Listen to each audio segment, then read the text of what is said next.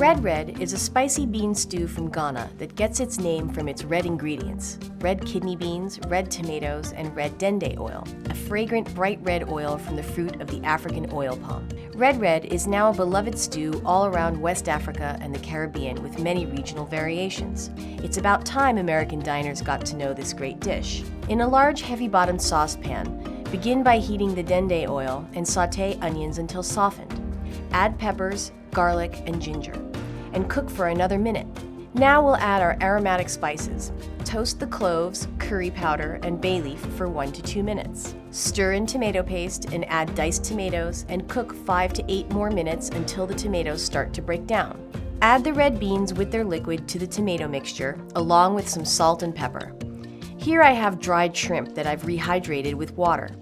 They're available at Asian markets or specialty grocery stores and add wonderful depths of flavor to the dish.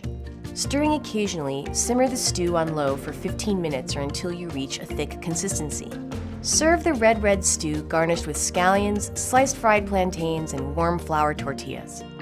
You will love the tropical flavors of this delicious stew. Enjoy!